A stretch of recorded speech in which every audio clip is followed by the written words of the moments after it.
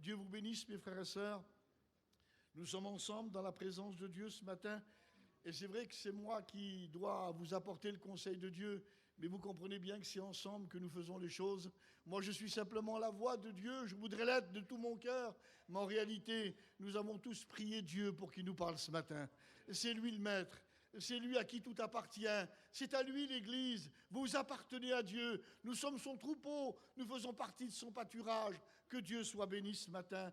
Et je pensais, quand la convention, disons, a commencé, je parle sous le chapiteau, elle a déjà commencé sous les petits chapiteaux, que Dieu soit béni pour ceux qui sont allés aux réunions, pour ceux qui sont allés aux prières, dans les différents endroits, parce que dans ces endroits-là, il y a une préparation pour ce qui se passe ici. Nous savons toutes choses, nous avons appris de Dieu.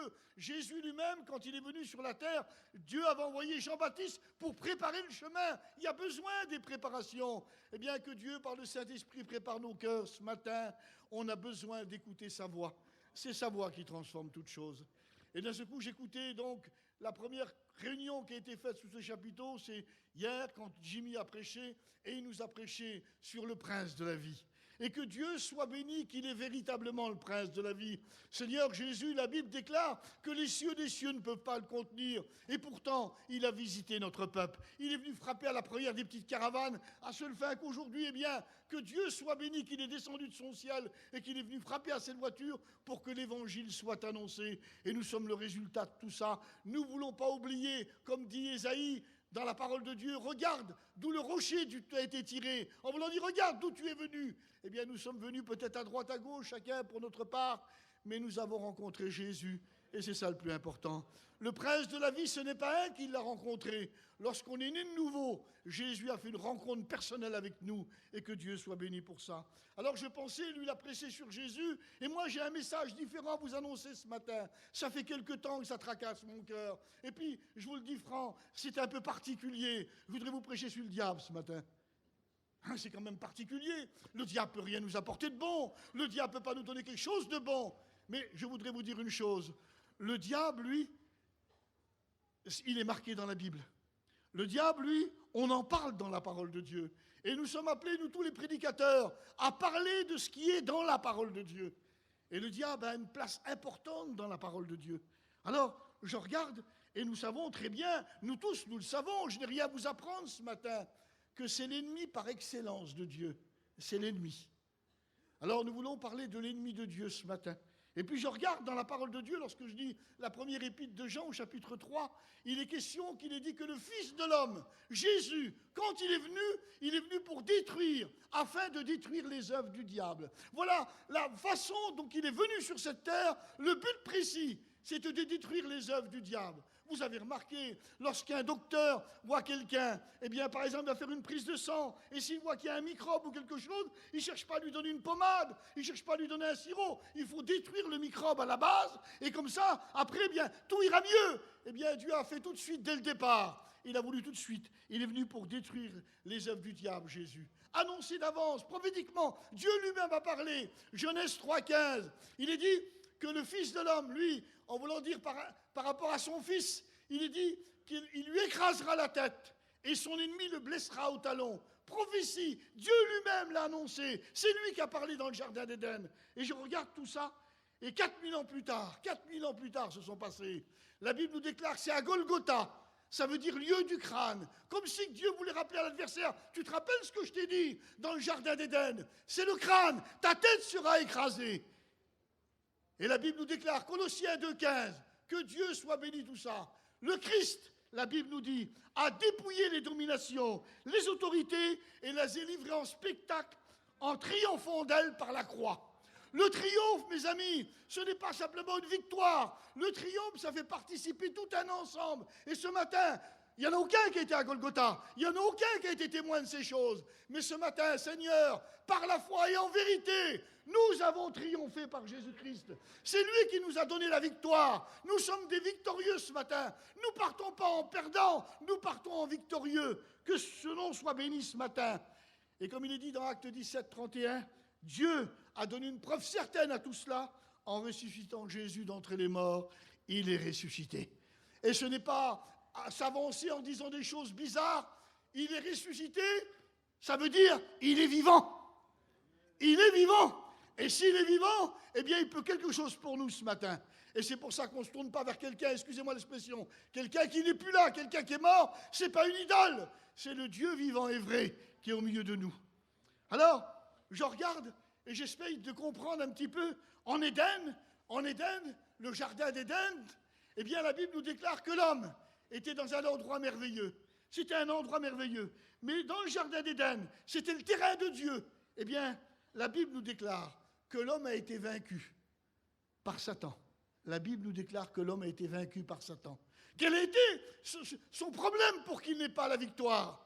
Simplement, le diable a réussi à lui faire douter de la parole de Dieu. En voulant dire tout simplement, l'homme n'a pas retenu la parole de Dieu. L'homme a douté de ce que Dieu a dit. Il l'a vaincu. Je regarde, Jésus est venu, lui. Et quand il est venu, tout de suite, il a été placé face à face avec le diable. Ce n'est pas le diable qui l'a cherché. La Bible déclare que c'est le Saint-Esprit dans Luc 4. Il est dit qu'il a été conduit dans le désert pour être tenté par le diable. Et là, c'est différent. Jésus a repris la victoire. Ce que l'homme avait, si vous aimez, manqué son but, Jésus a voulu rétablir la parole de Dieu. Et lorsqu'il a pris la victoire contre Satan, il ne l'a pas pris par sa puissance. Il ne l'a pas pris par, si vous aimez mieux, sa grandeur, en voulant dire de créateur contre la créature. Non, il l'a repris par la parole à 3 reprises. Il a dit simplement ces mots, il est écrit. Et d'après ce que je comprends, la victoire de Jésus, je vois que le diable est désarmé devant la parole de Dieu. Que Dieu nous fasse comprendre cela, mes frères et sœurs, ce matin. Le diable est désarmé devant la parole de Dieu. Oh, je vous explique simplement une petite pensée qui me vient. Moi, de mon temps, il y avait des films de cow-boys. Ah, il y a certains qui avaient des pistolets terribles. Et puis celui qui était le meilleur, il n'avait pas un pistolet terrible. L'autre, il avait les pistolets, mais il ne savait pas bien s'en servir. L'autre savait s'en servir, et à chaque fois, il faisait mouche. Je voudrais vous dire une chose ce matin. Nous devons, Seigneur, c'est trop important, savoir se servir de la parole de Dieu. On n'a pas le droit de faire convaincre la parole de Dieu. C'est la parole de Dieu. Et ce matin, avec mes frères prédicateurs, nous voulons dire comme Paul a dit, j'ai été établi pour la défense de l'Évangile. Nous ne sommes pas venus présenter notre nom, on n'est pas venus présenter notre chapiteau, notre groupe, c'est le meilleur. Non, on est des défenseurs de la parole de Dieu. C'est notre message. Et nous sommes établis pour ça. Un prédicateur n'a pas le droit de faire ce qu'il veut. Il a été appelé par Dieu pour être un défenseur de l'Évangile. Je veux ce matin nous rappeler, à nous prédicateurs, l'ordre du Dieu suprême. C'est tellement important. Que Dieu soit béni pour ça. Alors, à la montagne de la tentation, le Christ est venu, lui, sur le terrain des hommes, sur le terrain du péché. Et là, il a repris la victoire. Il a redonné à la parole de Dieu toute sa puissance et sa grandeur. Mais il n'avait pas fini son travail. C'est à la croix qu'il l'a achevé. Et à la croix, il l'a terrassé, le diable. La Bible déclare qu'il l'a dépouillé. Parce que c'est marqué dans le livre de Luc, il est dit quand un homme fort vient et qu'il est bien armé, et il est question du diable. Alors là, il fait un carnage. Mais si un plus fort que lui vient, et Jésus est venu en tant que plus fort que lui. Mais il n'est pas venu en plus fort que lui, si vous aimez mieux, par des miracles. Il n'est pas venu en plus fort que lui par des choses extraordinaires. Il est venu comme un simple homme, dit la Bible. Que Dieu soit béni. Notre victoire n'a pas été faite magiquement. Elle a été faite par quelqu'un qui nous aimait ardemment et qui nous le prouve encore et nous le rappelle ce matin. Il est venu sur la croix du Calvaire. Il n'était pas, si vous aimez mieux, comme quelqu'un qui découvre au fur et à mesure le plan de Dieu, pas du tout. Il disait souvent aux disciples, il dit, le Fils de l'homme doit être mis dans la main des pécheurs. Ils le crucifieront, ils le battront. Et il ressuscitera le 3e jour. Les disciples ne comprenaient pas. Ils savaient tout ce qui allait lui arriver. Il n'était pas un inconscient. Bien au contraire, c'est avec une pleine conscience. Quand il a répondu à Dieu dans Ésaïe 6, il a dit « Me voici, envoie-moi, Père, pour faire ta volonté. » Il était conscient de ce qu'il avait fait. Il était conscient de ce qu'il attendait. Mes frères, je suis toujours touché par ce verset de Jean 3,16. On a l'habitude de le dire, mais je voudrais vous rappeler ce matin, celui qui l'a dit, le texte de Jean 3,16, c'est Jésus lui-même qui l'a dit. Il a dit, Dieu a tant aimé le monde qu'il a donné son Fils, et c'était lui le Fils. Il savait dans les conditions qu'il allait le donner. Je voudrais ce matin m'arrêter devant son amour et sa grâce et comprendre quand il a dû dire ça. Il a dû penser à la suite de ce qui allait lui arriver. Mais il a dit, Dieu a tant aimé qu'il a donné son Fils. Mais il l'a fait pour un but, afin que quiconque croit en lui ne périsse point, mais qu'il ait la vie éternelle. Alors c'est ce qui lui a donné de la force, c'est ce qui lui a donné la force d'accomplir, parce qu'il savait, en réussissant cela, vous seriez là ce matin, et tant d'autres seraient là aussi. C'est par amour qu'il a fait ces choses, et j'ai besoin de savoir. Alors, c'est au prix de sa vie, au prix de son sang. Mon Dieu, combien je pense à l'apôtre Pierre lorsqu'il a dit « Vous n'avez pas été rachetés par de l'or ou de l'argent, mais par le sang précieux de Jésus. » Je voudrais vous le rappeler ce matin. Je ne vous le rappelle pas sentimentalement, mais je voudrais vous rappeler, si tu tiens debout ce matin, si hier tu as pris le pain, le vin, si ce matin tu peux être à la convention, c'est parce que le sang de Jésus a coulé à la croix du Calvaire. Quel que soit le nom de ta famille, quelles que soient tes capacités, quel que soit ce que tu possèdes, rien ne pouvait changer la situation. Il a fallu que lui qui donne sa vie pour toi, il nous a rachetés au prix de son sang. Et je pense, quand l'apôtre Pierre a dit ça, il ne l'a pas dit d'une façon en voulant dire « j'ai bien parlé, j'ai bien expliqué ». Non, il devait sûrement le réaliser, parce que lui aussi était un pécheur qui avait été racheté par grâce. Ce matin, quand j'écoute la parole de Dieu, je ne veux pas écouter une prédication, je ne veux pas écouter un message ni un homme. Je veux écouter que Dieu nourrisse mon cœur, qu'il parle à ma vie. Je veux comprendre l'importance du sang de Jésus. Je veux être devant lui ce matin. Pas comme Marthe qui s'agite. Il y en a trop qui s'agitent. Je veux être comme Marie à ses pieds ce matin. À ce fait que lorsque Jésus aura fini de parler, il dira, tu vois, il a choisi la bonne part. Je veux choisir la bonne part ce matin. Je ne sais pas ce que tu es venu chercher à la convention, mais est-ce que tu es venu chercher la bonne part? Il n'y a que Dieu qui peut la donner. Il est présent au milieu de nous ce matin. Mais je regarde dans la parole de Dieu. Excusez-moi, j'étais un petit peu trop vite dans mes feuilles, voilà. Paul déclare dans les Corinthiens, et c'est ma lecture ce matin, voilà ce qu'il dit dans les Corinthiens, 2 Corinthiens 2, 11. Je vois que Jésus, est-ce que vous êtes sûr que Jésus nous a donné la victoire sur le diable? Ah, je ne sens pas trop bien. Il semble que ce que je vous ai expliqué, ça n'a pas marché, comme on pourrait dire dans le monde. Et pourtant, est-ce que Jésus à la croix du Calvaire vous a donné la victoire? Seigneur Jésus, écoutez quand on parle. Je ne parle pas pour remplir le moment d'une heure. Je parle pour vous dire ce que Dieu dit dans sa parole.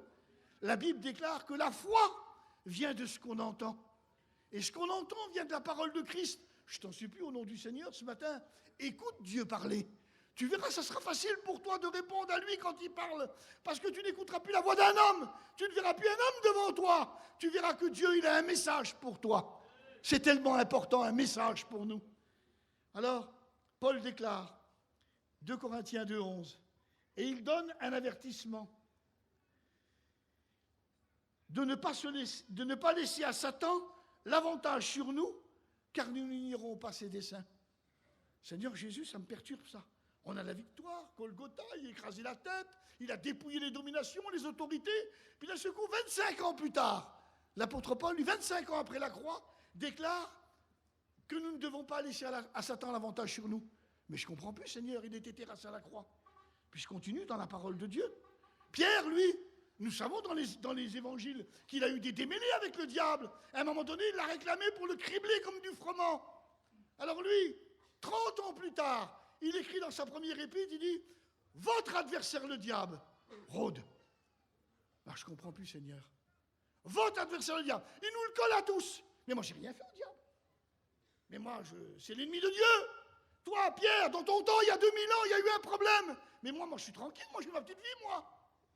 Et tu me dis, tu es en train de me balancer, si vous aimez mieux. Votre adversaire, le diable. Croyez-vous que l'apôtre Pierre s'est trompé? Croyez-vous qu'il exagère? Croyez-vous qu'il est un petit peu, si vous aimez, déséquilibré?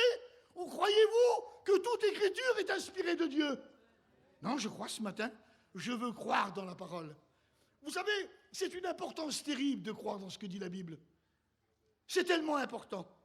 Et d'un seul coup, je continue.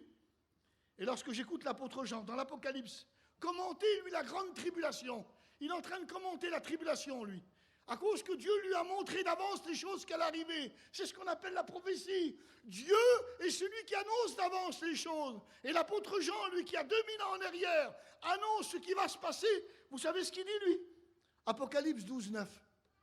Il fut précipité le dragon, le serpent ancien, appelé le diable et Satan, celui qui séduit toute la terre, il fut précipité sur la terre et ses anges furent précipités avec lui. Alors je réfléchis, Seigneur, le grand dragon. Mais un dragon, ça n'existe pas, mes bons frères et sœurs. C'est une idée mythologique. C'est une chose qu'ils ont faite comme ça. Je voudrais vous dire une chose. Le dragon n'existe pas. C'est quelque chose de mythologique. Mais le diable existe.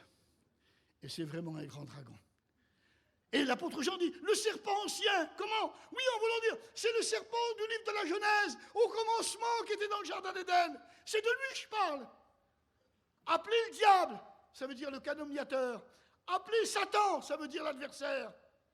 Il fut précipité sur la terre, et ses anges furent précipités avec lui. Puis je pensais, Seigneur, ça sera pendant la grande tribulation, ça. Et la Bible ajoute même d'un peu plus loin, d'un verset plus loin, il dit, le diable sait qu'il n'en a plus pour longtemps. Il a animé d'une grande colère contre la terre. Alors je voudrais dire une chose ce matin. Il y a peut-être dans nos amis qui sont là ce matin et puis qui disent, on a le temps. Si le Seigneur revient, pendant la grande tribulation, je me convertis. Vous savez, vous avez écouté la météo. Puis d'un seul coup, la météo dit, il y aura quelques précipitations aujourd'hui. Mais là, la météo de la tribulation, le diable avec ses anges sont précipités sur la terre. Quelle précipitation, je m'excuse. Sale temps pour la tribulation. Je te conseille une chose ce matin. Réfléchis dans ton cœur. Calcule bien. Tu sais calculer pour acheter un camping, un camion, une auto. Calcule bien. Tu calcules pas pour de la tôle, là. Tu calcules pour ton âme, pour toi. Calcule bien, c'est important. Il faut savoir saisir le moment qui passe. Eh bien, ce moment encore, parce que la Bible me l'autorise, comme le disait Jimmy hier, aujourd'hui, c'est le jour de la grâce. Accepte Jésus. Que Dieu soit béni. Alors je continue, puis je regarde.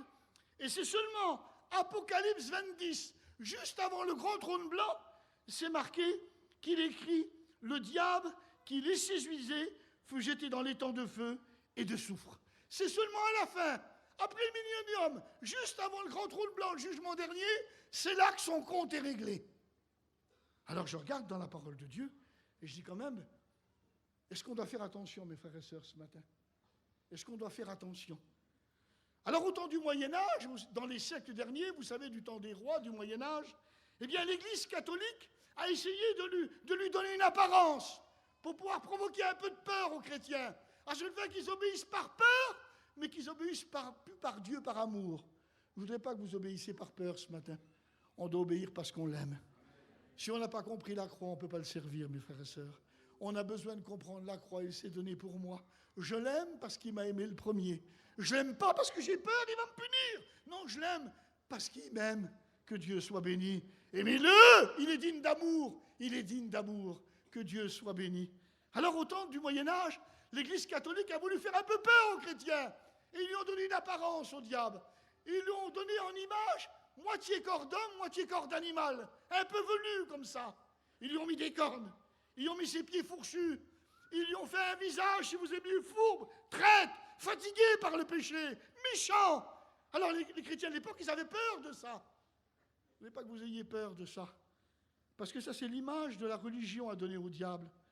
Mais je voudrais garder ce matin l'image que la Bible donne au diable. Parce que ça, c'est la vraie image.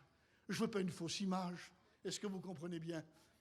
Lorsque vous avez un faux billet, même qu'il est marqué comme le vrai, sitôt qu'il est contrôlé, il ne vaut même plus un centime. Peut-être même on vous le prend. Alors je ne veux pas une fausse image, je veux la vraie image. Et je veux comprendre mon adversaire.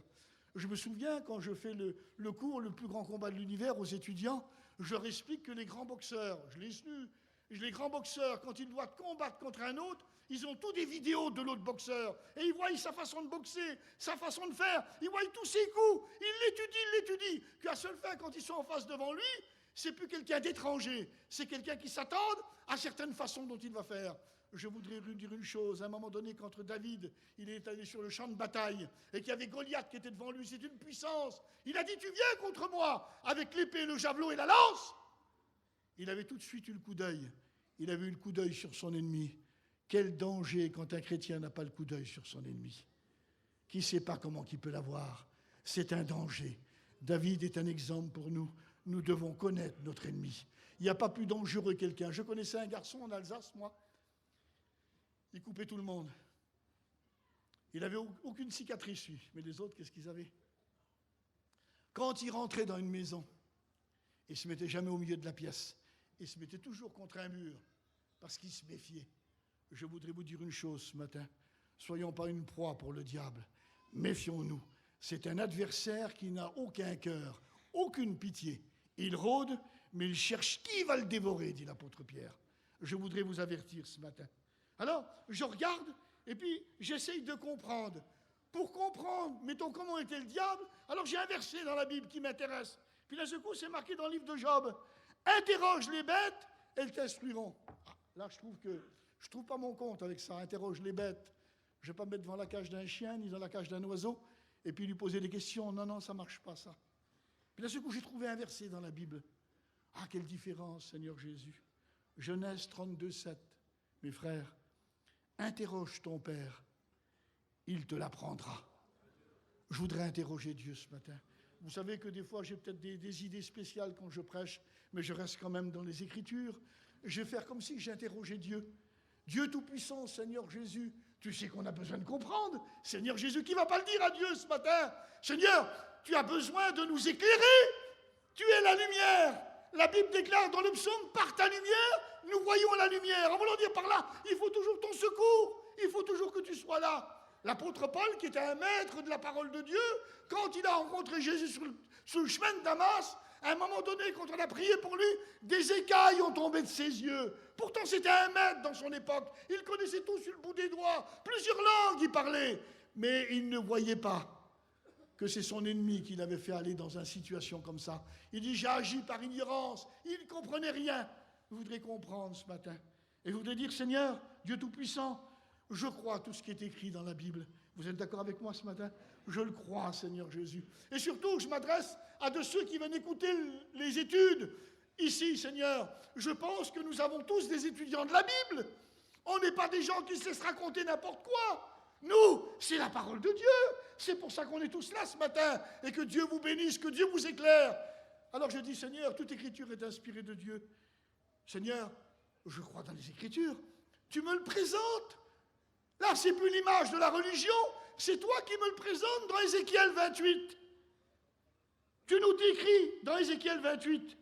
Tu dis que c'était un chérubin protecteur aux ailes déployées, en voulant dire quelqu'un qui avait une grande place dans le ciel. Une grande place dans le ciel. Qu'il était en Éden, le jardin de Dieu. En Éden, le jardin de Dieu. Ensuite, tu l'avais placé sur la montagne sainte de Dieu, en haut de la montagne sainte, en voulant dire c'était important.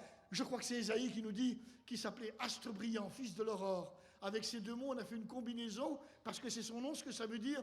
Il s'est appelé Lucifer. Ça veut dire porteur de lumière. Mais nous, quand on prononce ce mot d'aujourd'hui, Lucifer, on va dire ça veut dire le diable. Mais dans ce temps-là, ça voulait dire astre brillant, fils de l'aurore. C'était glorieux. C'était un nom qui venait de Dieu. Ce n'était pas un nom qui venait des hommes. La Bible ajoute, écoutez les mots, je pense que nous n'avons même pas à discuter les mots, c'est tellement important. Tu dis dans ta parole, Seigneur, je m'adresse à toi ce matin, qu'il était plein de sagesse, parfait en beauté. Il est loin de ressembler au diable que nous l'a donné la religion. Il était parfait en beauté. Vous savez ce que ça veut dire, parfait en beauté? Il va même plus loin, le texte. Il mettait le sceau à la perfection. Seigneur Jésus. Alors d'un seul coup, là, je ne vois plus quelqu'un de hideux, quelqu'un de méchant, mais je vois quelqu'un de beau. Je vois quelqu'un de merveilleux à la vue. On est loin de l'image de la religion. Puis d'un seul coup, je pose une question à Dieu. Mais Seigneur, pourquoi tu l'as chassé du ciel? Puisqu'il a été chassé. Eh bien, Dieu dit, lis dans Ézéchiel, c'est marqué, parce que l'iniquité fut trouvée en lui, le péché. Puis Dieu dit, je ne pouvais pas le garder, parce que je ne pouvais pas garder le péché dans le ciel. Impossible, le ciel n'aurait plus été le ciel si je le gardais. J'étais obligé de le chasser du ciel. Et la preuve que le péché c'est contagieux, la preuve la plus vilaine des maladies, le péché est plus contagieux que ça, il a entraîné avec lui une multitude d'anges, Jésus est obligé de tous les chasser du ciel. Voilà pourquoi j'ai chassé du ciel. J'étais obligé de le chasser. Et de astre brillant, fils de l'aurore, il est devenu l'adversaire de Dieu, qui veut dire en hébreu Satan. C'est pour ça qu'on l'appelle Satan. Alors, je regarde et je continue. Puis d'un seul coup, je vois tout de suite après, la Bible me permet de le dire, il est allé dans le jardin d'Éden. Et là, il y avait Adam et Ève. Et comme dit la parole de Dieu, c'est marqué dans 2 Corinthiens 11:3, le serpent séduisit Ève par sa ruse. Alors j'ai réfléchi un petit peu, le jardin d'Éden. La Bible déclare que Dieu avait fait une plantation extraordinaire. Il devait manger de tous les arbres et de tous les plantes du jardin. Alors, essayez d'aller avec moi dans l'imagination. Comment que ça devait sentir bon? Les fruits. Vous avez vu, des fois, vous achetez une fraise maintenant. Vous mordez dans quelque chose, mais vous ne savez pas si vous fermez les yeux, vous ne savez plus si c'est une fraise ou quoi, elle n'a plus le goût de la fraise. Vous sentez une rose. Vous avez vu les belles roses qu'il y a dans les magasins? C'est dur à avoir des roses qui sentent les roses. Ça n'existe plus, tout ça. Mais dans le jardin d'Éden, tout était à l'état premier. L'homme n'avait encore rien touché, rien transformé, rien fait, aucune fumée, aucune usine. Tout était parfait. Alors je m'imagine dans ce jardin, quelle merveille. Tous des arbres. Je vois Adam et Ève partir. Tu l'as goûté celui-là? Non. Ah, quelle bonté. Et celui-là là-bas. Ah, Seigneur. Puis après, se reposer. Pas besoin de chaise, la fuma. Ça devait être une merveille pour se reposer à l'ombre des arbres. Ça devait être extraordinaire. Il n'y avait qu'un seul arbre qu'il n'avait pas le droit de toucher. Plein d'arbres. Un seul n'avait pas le droit de toucher. Et le diable avait joué avec ça. Mais il s'est présenté, si vous aimez mieux, et c'est le but de ma prédication ce matin, il ne s'est pas présenté comme le personnage hideux que nous l'a présenté la religion, il s'est présenté comme un séducteur. Le diable, c'est un séducteur. Un séducteur, qu'est-ce que c'est? Si je me tourne vers les sœurs ce matin, c'est quoi un séducteur? Vous avez vu, c'est le plus beau des artistes. Ensuite, quand il parle, il a une voix chaude, il a une voix qui est plaisante. Elle est bonne, sa voix, elle fait du bien. Juste quand il parle, c'est une belle voix, il a un bon thème de voix. Ensuite, quand il sourit, je n'ai pas besoin de vous dire les dents qu'il a. Je ne vous montrerai pas les miennes. Et quand il parle, Seigneur, il a une chose particulière, c'est qu'en 2 secondes il lui faut, pour qu'on se sente bien avec lui. C'est un séducteur. Alors il l'a appelé, puis d'un seul coup, quand il est rentré dans le jardin, il y avait Ève qui trouvait Adam, qui faisait peut-être autre chose, était ensommeillé, tout ça. Puis d'un seul coup, il est arrivé vers elle, c'est ma façon de le dire. Il est arrivé vers elle, et puis il a parlé avec Ève. Et puis il lui a dit, Dieu a-t-il réellement dit? Puis Ève, elle a dit tout de suite la véritable phrase, non, non, non, Dieu a dit qu'on peut manger de tous les arbres du jardin, sauf celui-là. Puis d'un seul coup, comme c'est un séducteur, il a dit, Ève, ma bonne Ève, je t'en supplie, ma bonne fille, va pas si vite. Alors tout de suite, ça y est, tu t'emballes. Tout de suite, ça y est, ça marche pour toi. Une seconde. Tiens, tu me laisses une petite seconde. Laisse-moi une petite seconde. Il a dû la prendre par le cou comme ça. Il dit, viens voir. Regarde l'arbre là. Il est plus vilain que celui-là. Ah non, c'est des arbres fruitiers. Regarde ces fruits. Ils sentent plus mauvais que les autres. Ah non. Et tu crois que c'est du poison? Il va dire, mais non, on va pas si vite. Tu sais pourquoi que Dieu il a dit ça? Il dit, parce que le jour que tu en manges, tes yeux vont s'ouvrir. Tu seras comme Dieu. Et ça, c'est le rêve de Satan, c'était son rêve. Il voulait être comme Dieu, au-dessus de Dieu.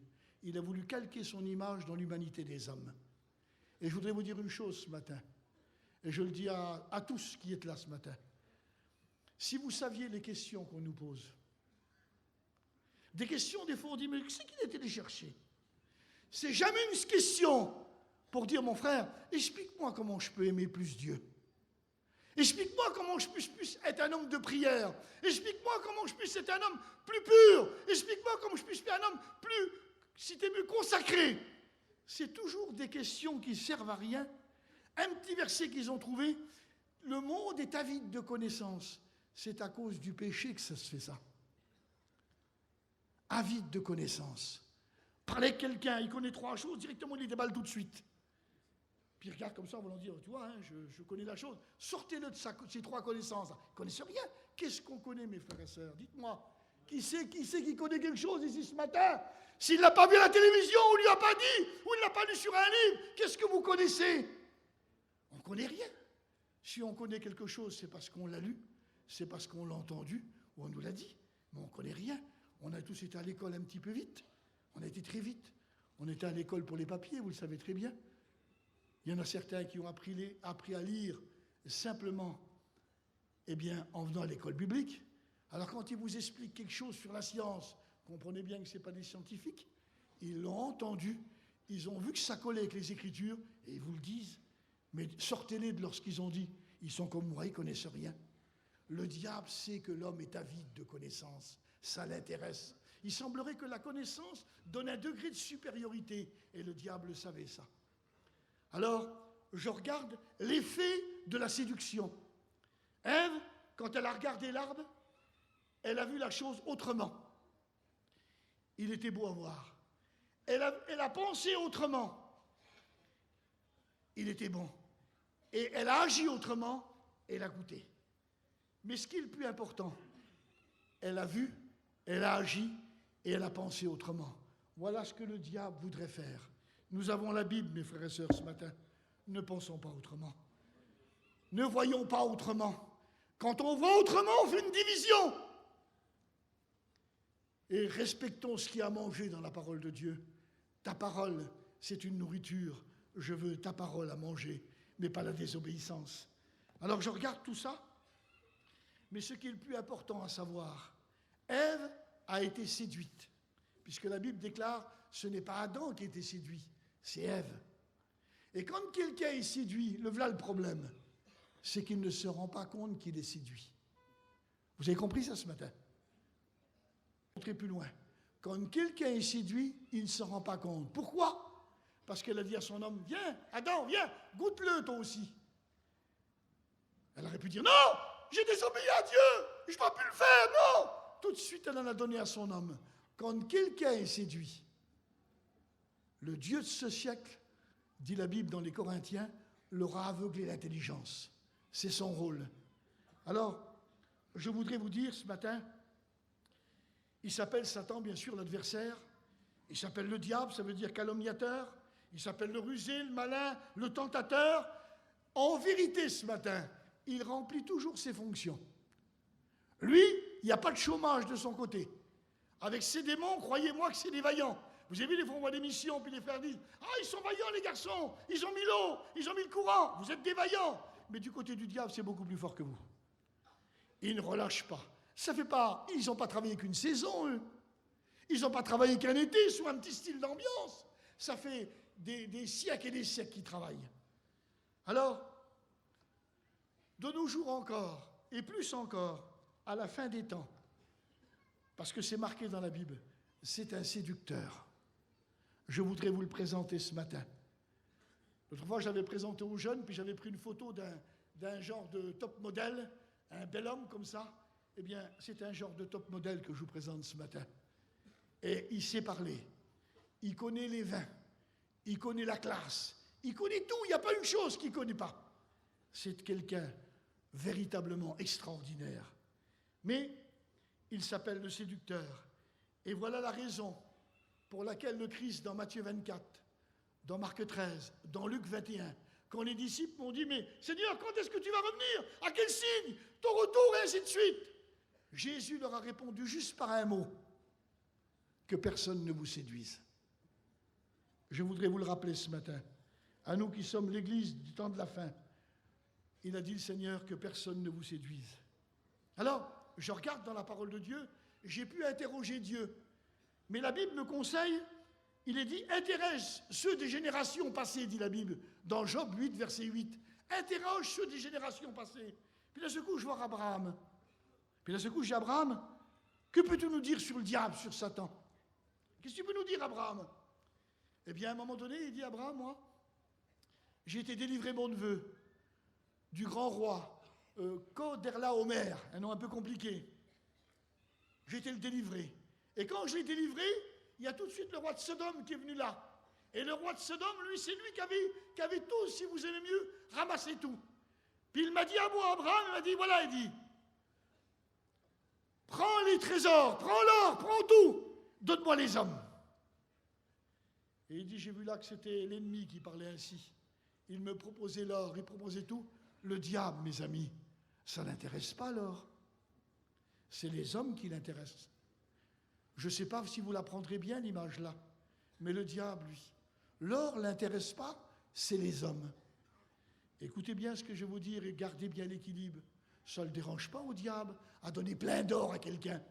Si avec ce plein qu'il lui donne, il s'éloigne de Dieu, ce n'est pas un problème pour lui. Il s'en fout de l'or. Il sait très bien qu'un homme ne peut pas l'emporter, l'or.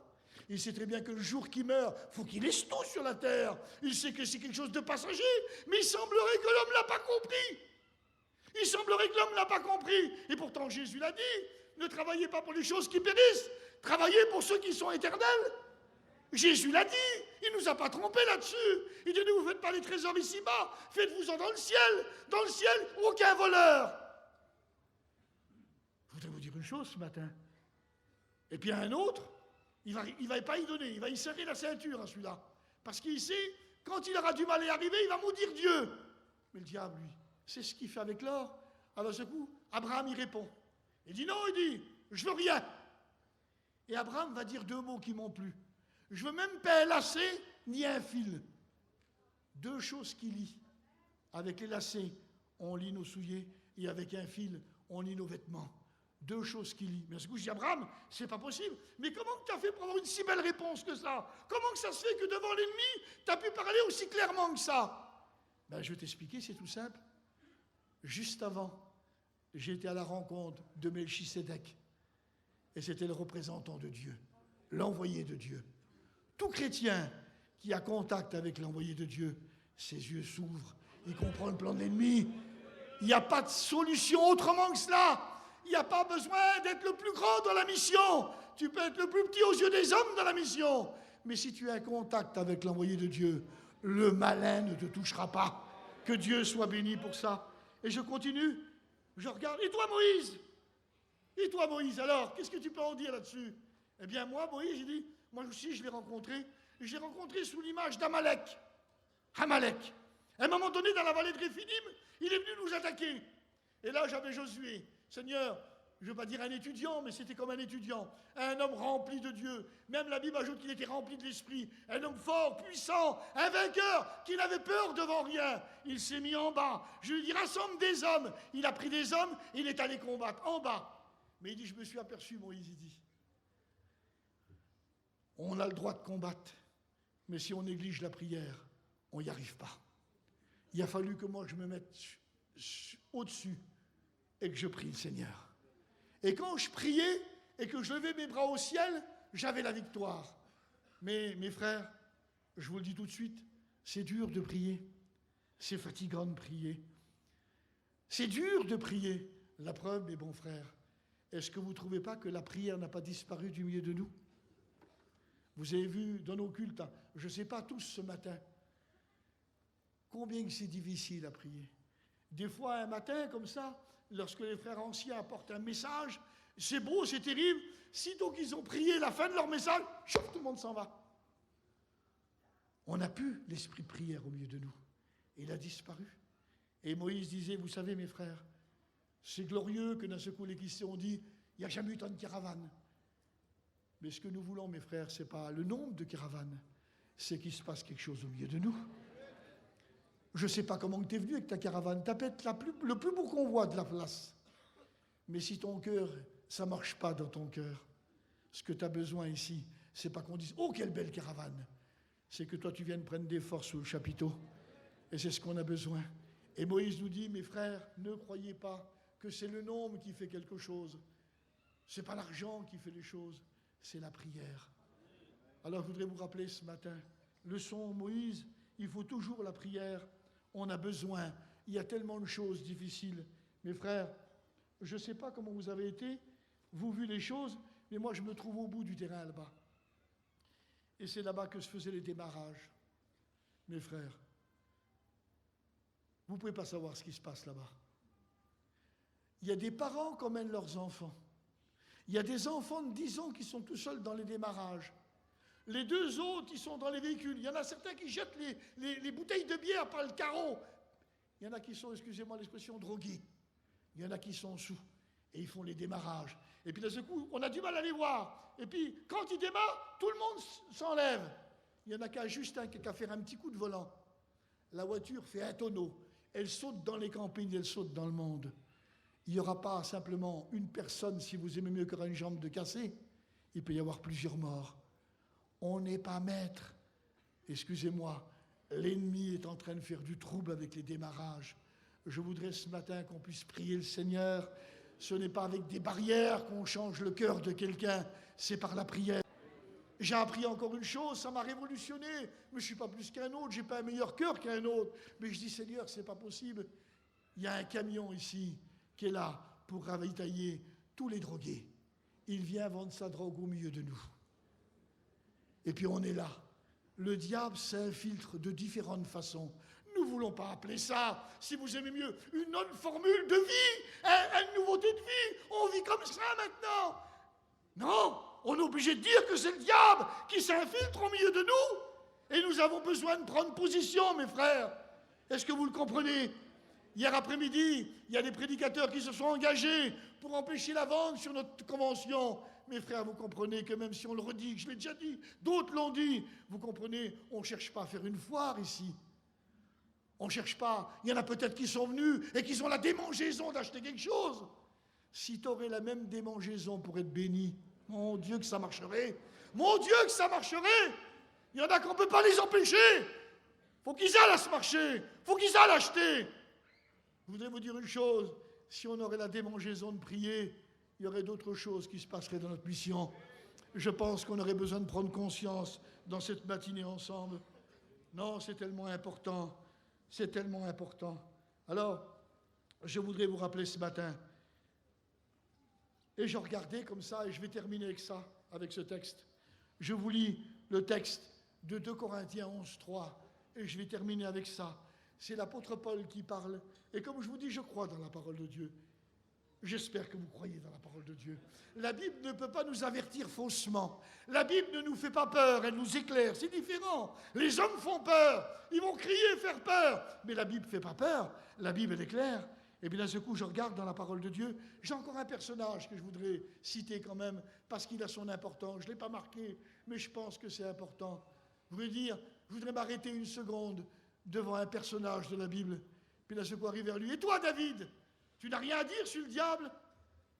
Si, j'ai à dire beaucoup sur le diable. Moi, le Dieu m'a appelé derrière mes troupeaux. J'étais qu'un petit berger, insignifiant. Quand le grand Samuel est venu dans mon foyer, même mon père m'avait oublié.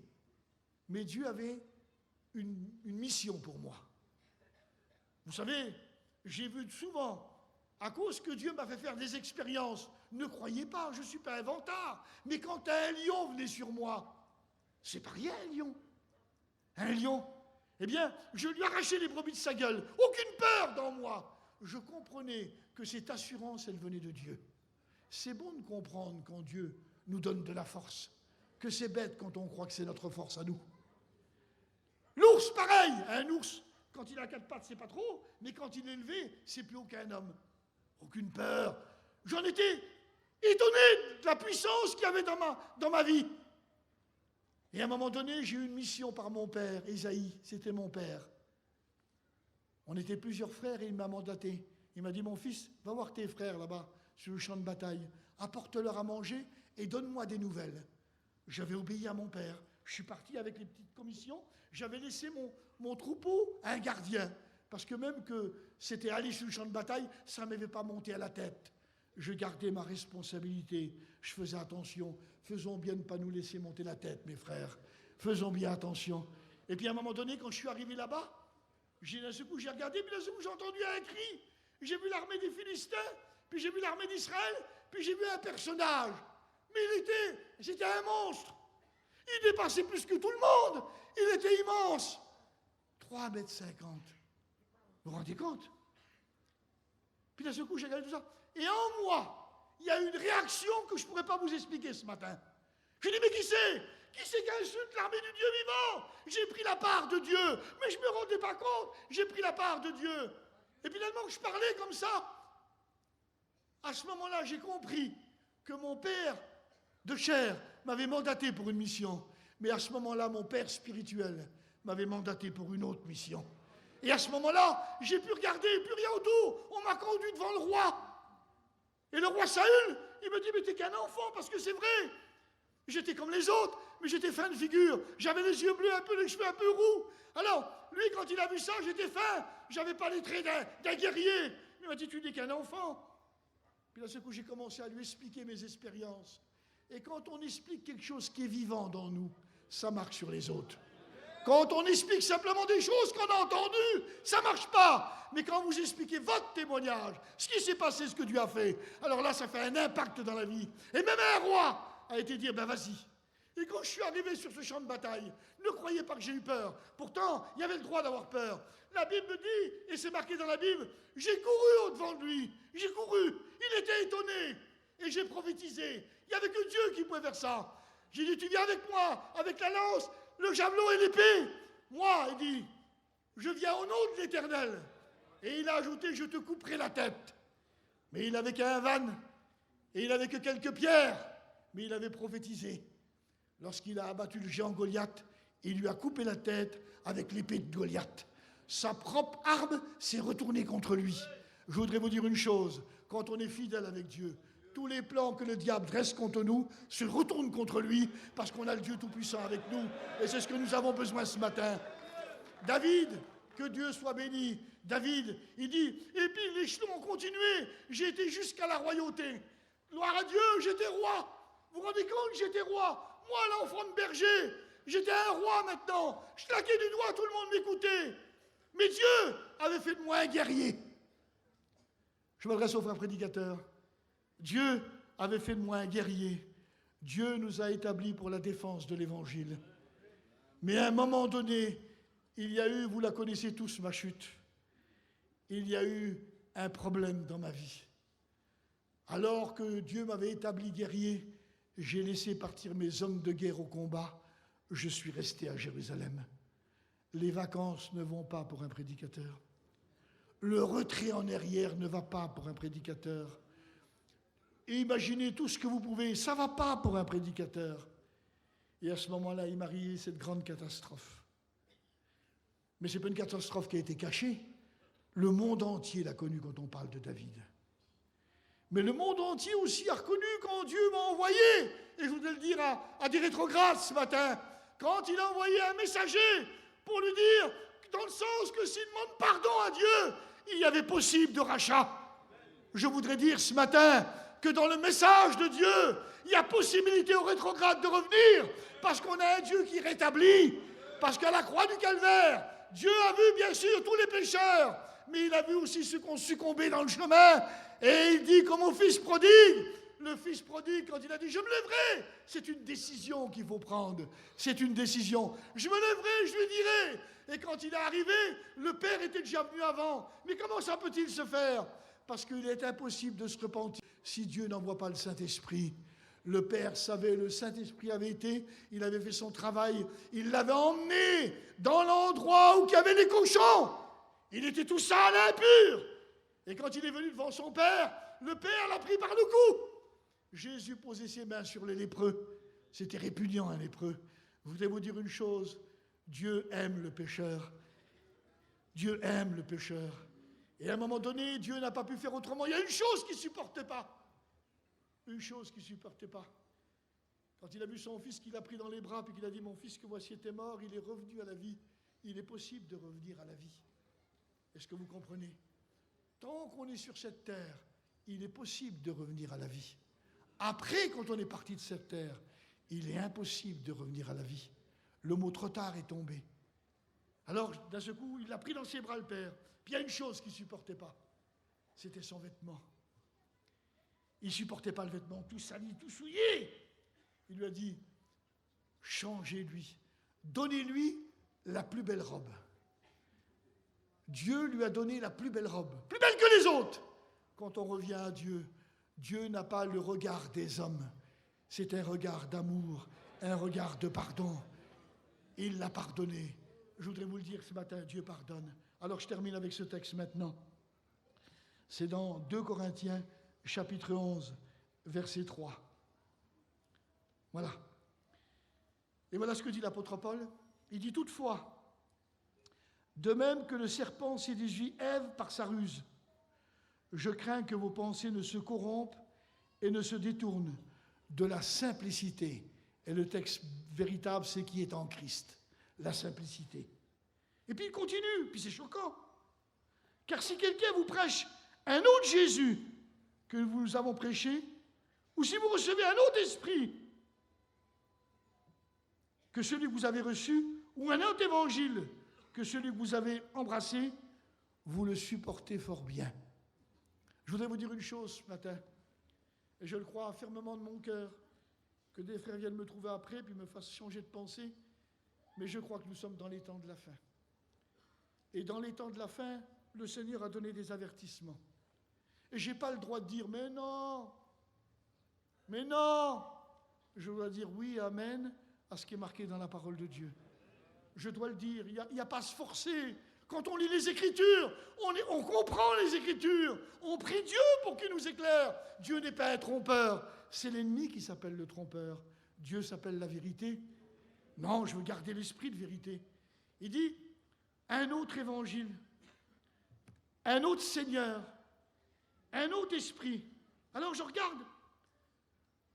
On aime bien, mettons mes frères, que l'évangile, on aime bien, que Dieu veut nous bénir, Dieu veut te guérir, je t'aime. Mais on ne veut pas, quand Jésus dit, si quelqu'un veut venir après moi, qu'il renonce à lui-même et qu'il se charge de sa croix et qu'il me suive. Mais non, Seigneur, c'était du temps de la Bible, ça. Ils étaient arriérés à l'époque. Mais regarde-nous maintenant. Imagine-toi, je me promène avec une croix. On n'est plus d'accord. On veut un évangile moderne maintenant. On veut un évangile moderne. Je crois qu'il y a une Bible maintenant qui est sortie. Je crois que c'est la S21, si je me trompe, quelqu'un me rapprenne. C'est marqué quand l'apôtre Pierre prêche le jour de la Pentecôte. Alors normalement, dans nos Bibles, depuis le temps que la Bible existe, les mots sont marqués. Comme frères, que ferons-nous? Parce que le but de la parole de Dieu, c'est nous interpeller à l'intérieur. Elle doit produire quelque chose, la parole de Dieu. Et je le disais l'autre jour aux gens, quand la parole de Dieu ne fait plus rien dans votre vie, attention, arrêtez-vous, vous êtes en danger. La parole de Dieu est faite pour nous parler. La parole de Dieu est faite pour nous arrêter. La parole de Dieu est faite pour nous interpeller. Hommes, frères, que ferons-nous? On a une décision à prendre. Et la Bible déclare, repentez-vous et convertissez-vous. Le mot repentir y est plus. C'est pas une bonne Bible, ça. On se dit aujourd'hui, prenez pas une Bible comme ça. Le mot repentir n'y est plus. C'est changer de vie, changer de mentalité, changer d'attitude, voilà le mot. Changer d'attitude. Mais les garçons, vous allez comprendre, ça va pas dans mon foyer, j'ai un problème. Puis d'un seul coup, vous arrivez, ah bonjour les frères, je vous en fais un petit peu d'eau. En 2 secondes, j'ai changé d'attitude. Vous croyez que c'est ça ce que Dieu veut? Repentance, ça veut dire le regret d'avoir offensé Dieu. C'est différent, mes frères. On est obligé de rester biblique.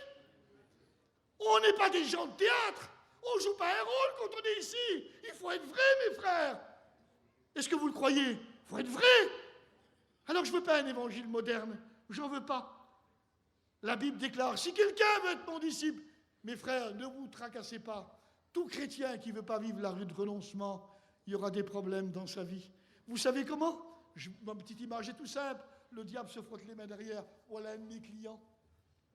Celui-là, c'est un client, ça. Laisse, je vais m'en occuper.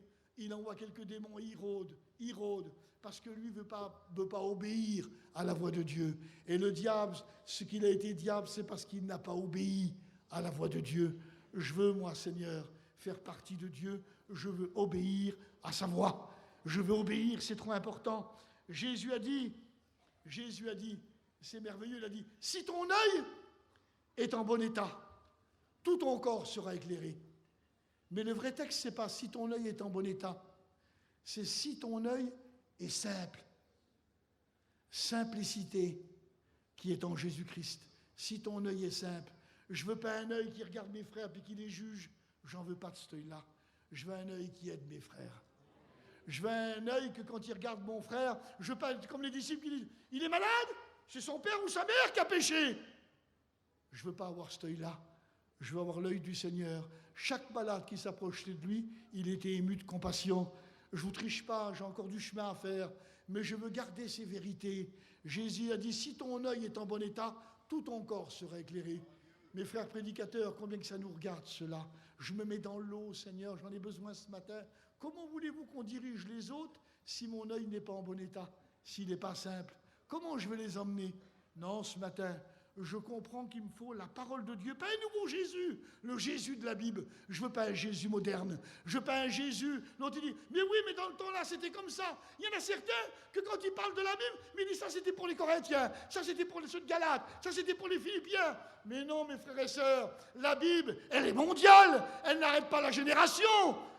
Elle est de tout. Est-ce que vous comprenez ce matin? Ce que Dieu condamnait du temps des apôtres, il le condamne encore aujourd'hui. J'ai toujours été étonné de l'histoire d'Ananias et Saphira. Je vous la répète encore ce matin. C'était le commencement de la Bible, de l'Église. Le commencement de l'Église. La grâce venait de prendre place. Les apôtres étaient remplis de Dieu. Les miracles se faisaient. Et puis d'un seul coup, les gens touchés par le message de Dieu, eh bien ce qu'ils faisaient, en voulant dire, ils ne pouvaient plus être radins. Ils avaient à cœur les autres. C'est terrible comment c'est. Ils avaient à cœur les autres.